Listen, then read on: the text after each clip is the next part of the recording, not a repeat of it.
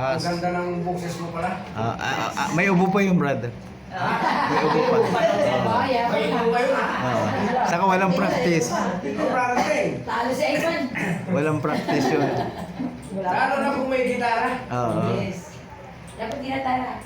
Nung ako'y, mag-share sa training experience mga nung ako'y nag-aral sa academy, yung tatay ko ay nagkaroon ng isang tao na pinag-aralan niya. Tinuruan niya isang bulag. Isang bulag mga kapatid. Gusto ng bulag ay laging nandoon yung aking tatay sa kanya para magturo sa Bible. At yung bulag na yun mga kapatid, ang galing mag-gitara. Ang galing mag-gitara, bulag ha? Ang galing mag-gitara. Tapos, Yan ang talent niya. sabi ng bulag, Brother Rudy, magsamba na ako sa araw ng Sabado. Ipasundo mo ako dito sa anak ko. Amen. Aba, ako intusan ng tatay ko, Brother Ben. Baliktad na. Right? Sundin mo si Brother Ali. Ito magpapabinyag na ito kasi nabigay na niya yung doktrina. Yung barangay mga kapatid ay ang utak ay napakataras. Napakataras. Ang sabi niya sa tatay ko, Brother Rode, ituro mo sa akin ang mga talata, yung pang laban sa mga saksi ni Juda. Alam? Tinuro ng nanay ko. Yung sa mga walang walang lista-lista na, dito yung tinatatag niya. Tapos yung sa mga iglesia ni Cristo, wala. Mga Baptist. Lahat ng religion na kanyang gusto mo. Ano yun? Dumating ang panahon mga kapatid. Ang galing sa Bible. Pabinyag siya. Brother Roby, pag hindi pa magpabinyag, hindi maligtas. Totoo yan, sabi niya. Sabi ng tatay ko, kung alam mo ang katotohanan, magpabinyag ka. Sapagkat yan ang hatid sa iyo sa kaligtasan. Si Kristo nga, bilang halimbawa para sa ating mga tao, nagpabaptize siya, walang kasalanan. Diba? Kaya kung gusto mong sunod kay Kristo, magpabaptize na. Pabinyag. Biro mo mga kapatid. Hindi naman ako masyado sama sa kanya. Ako ang gusto niyang kasama eh. Magbahay-bahay sa training. Kung ano yung gawain ng tatay ko, siya nga ang sabi ko, ito brother, ang maganda. Ang tatay ko ang kasamahin. Sabi ko. Sabi ni brother Alay. Oh, sige. Sabihin mo ang tatay mo. Kasi ang tatay ko kasi missionary mo. Araw-araw yan, nag-house doon sa isla namin. Sa isla lang yun, mga kapatid. Pero lahat ng bahay, walang linalaktawan ang tatay ko. Lahat pinababalaan niya na si Kristo ay darating. Yun ang ginawa ko, brother. Pero mga kapatid, isang pagkakataon, hinamon siya ng debate. Kasi ang gawa niya talaga, lahat exterminate na nagkakaharubilo niya, hindi niya pwedeng hindi bigyan ng babala. Warning, Jesus is coming soon. Sabi niya. Tapos, nung hinamon siya ng sabi ng bulag, Brad, hinahamon mo ako. Bayag ako. Ikaw ang magbabasa ng Biblia. Bulag ako eh. Paano? Sinong magbabasa ng Biblia? Bulag ako, baka sabihin mo na yung pagbasa ko ng Biblia eh. Hindi totoo. Sabi mo, O, mayroong mga kapatid, nag-set ng araw, ang topic, patutunayan na si Kristo ay Diyos. Yan mga kapatid. Pagkatapos nun, siya ang nag-una. Buwasan ng unang talata na si Kristo ay tunay na Diyos. Tapos, marami ng mga talata na binigay ng tatay ko eh. Ano dito, walang stress na. Nasa, inject sa isipan niya. Matalino. Tapos, hindi pa natapos mga kapatid. Nag-ayaw na yung iglesia. Hindi pa sila natapos. Nag-ayaw na. Kasi iniisip ng iglesia na pag mag-question na, pagkatapos yan, hindi question na. Question, and siya na tatanungin doon sa kanyang sinabi. Ayun pa rin ang magbabasa yun. Iglesia. Sabi niya, niluloko mo ako. Sabi, lulukuhin mo ako. Sabi, ikaw ang naghamon sa akin. Sabi ko nga sa iyo, hindi ako makabasa kasi bulag ako eh. Pero mga kapatid, sa paraan yun mga kapatid, ang dami nagkaalam na kalupaan. Ang dami. Lahat ng, siyempre, nagpunta ng mga tao eh. Maglalaban silang dalawa eh, ay bulag. Nang nininigurado sila ng bulag, talo talaga yung bulag. Ayun, hindi pa sila mga kapatid. Tanong pa lang ha, tanong pa lang. Ang sabi ni Brother Alonso, yung tanong mo, ayon sa binasa mo, anong masasabi mo? Yung tanong mo, ayon sa binasa mo, na yung tinuro kong talata kanina sa iyo, anong masasabi mo? Tinuloko mo kami, brother. Ano eh? Hanggang pumayaw na ng mga kapatid. No? Kaya tayo mga kapatid, kailangan tayo ay at yung ating isipan ay ating itukol kay Kristo. Na si Kristo lamang ang magbibigay yan mga kapatid. Yung ating mga kaalaman galing sa Panginoon. Kaya purihin ng Panginoon. Na ito si brother, si brother Bundoy. Si brother Bundoy. Ito, pag ibinigay ang liwanag ng Diyos ito sa kanya, makakakita ito at magpapagamit ito sa Panginoon. Amen. No? Yan mga kapatid, isang paraan na kung saan. Sa kanyang awit ay napakaganda.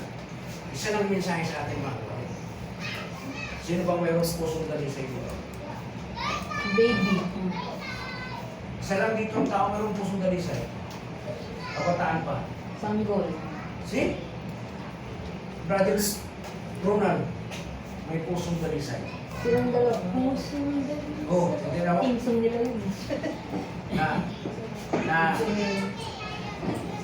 Kaya mga kapatid, ano po, purihin ng Panginoon. Tinsong yung dalawa. Ang aking dadalhin sa inyo mga kapatid, ang bigay sa akin ay pangpito. Wala tayong outline mga kapatid, dito lang sa talata, cellphone. Hindi ako marunong masyadong simple. Salamat ako na sa paraan nito ay ako natuto magpindot mga kapatid.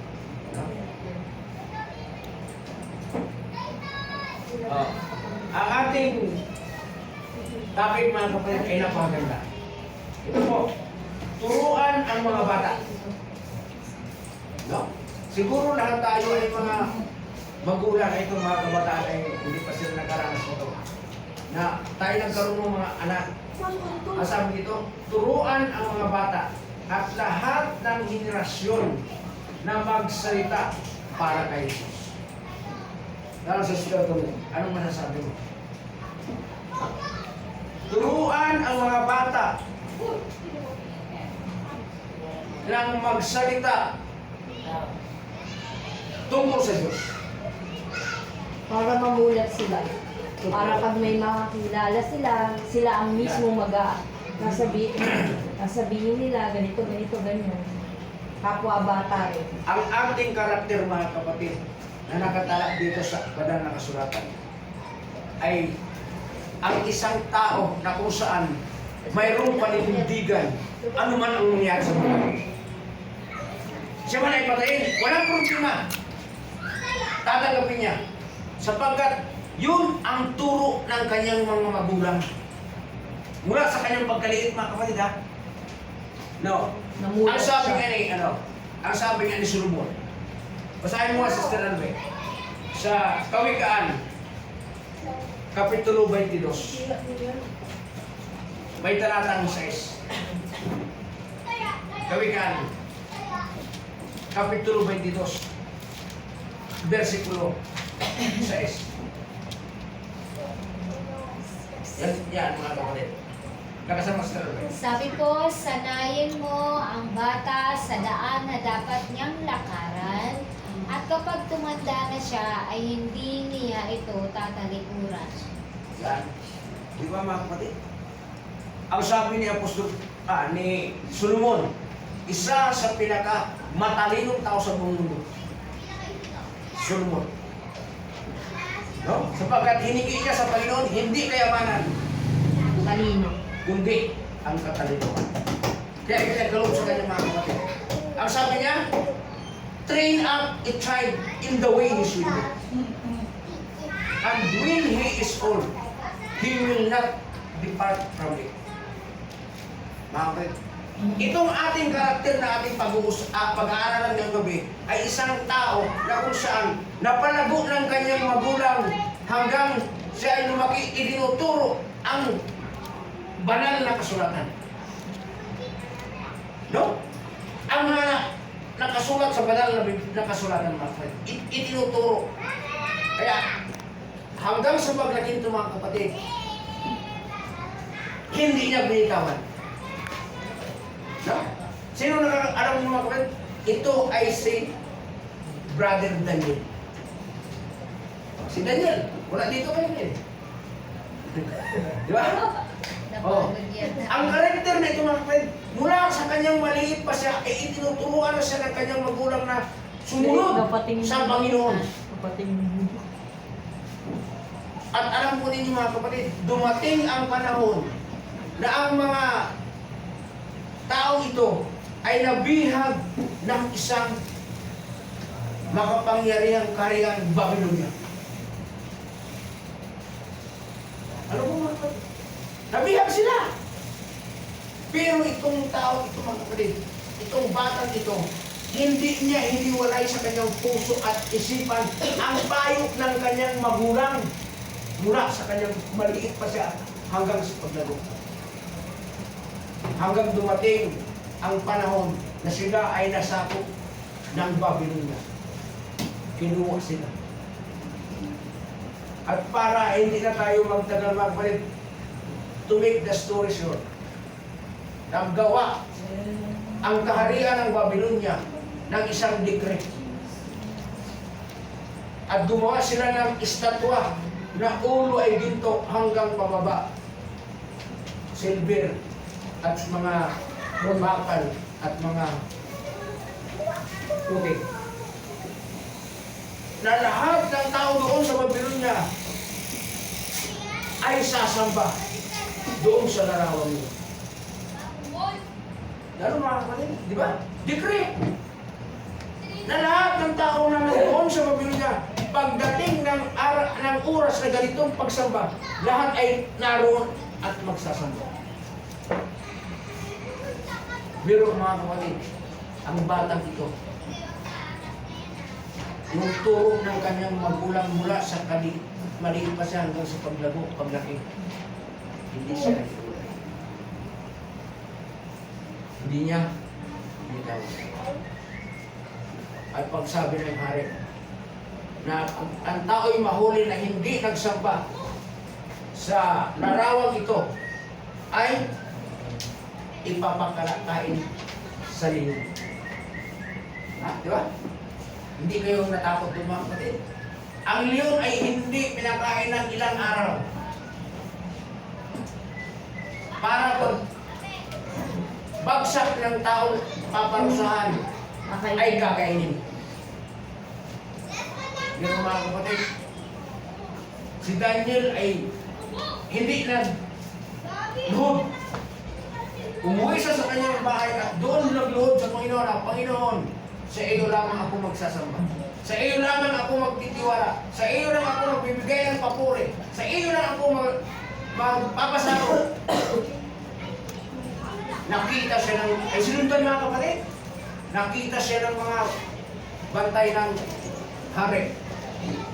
Sinubok. Marami, may nakita ng tao na hindi nagsamba. Sa lahat umuwi at doon nagsamba sa kanyang bahay. Lumog, nakita namin.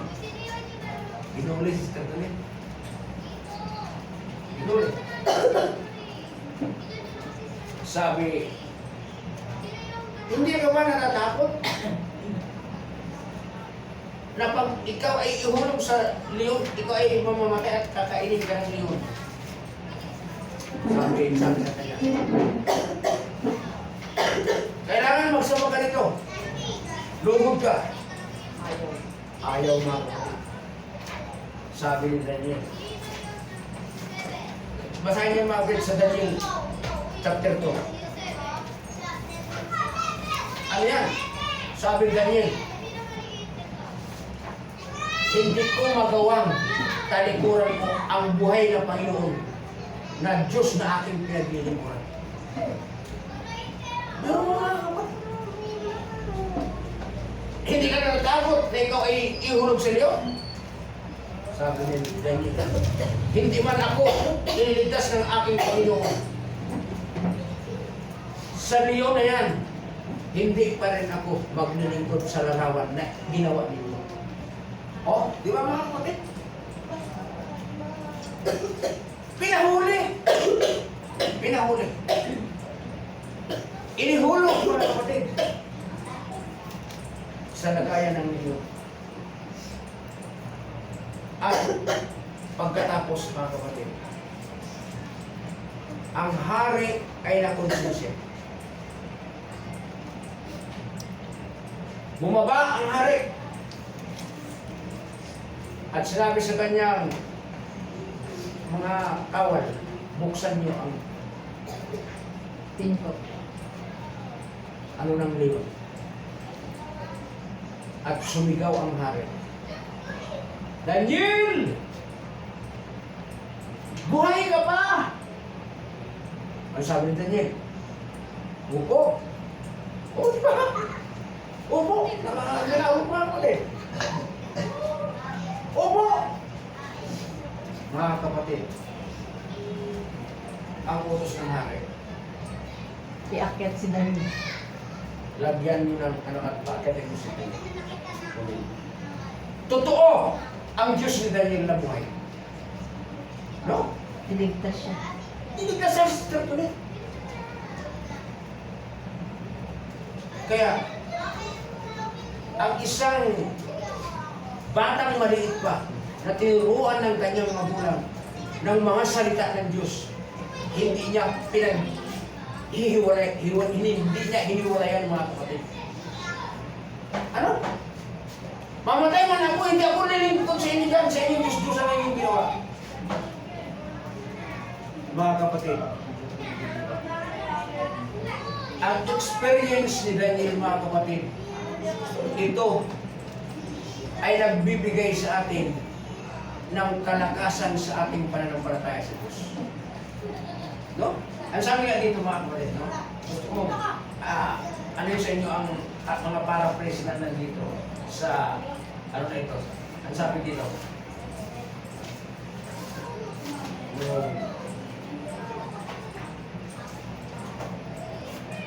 ito mga kapatid, ito ang sabi dito, ang buong mundo ay bukas sa Ebanghelyo. Mula sa bawat sulok ng mundo, naririnig ang sigaw ng mga pusong puno ng kasalanan na naghahanap ng kaalaman tungkol sa Diyos ng pag-ibig. Mga kapatid, sa ating kalagitnaan mga kapatid, marami ang mga tao na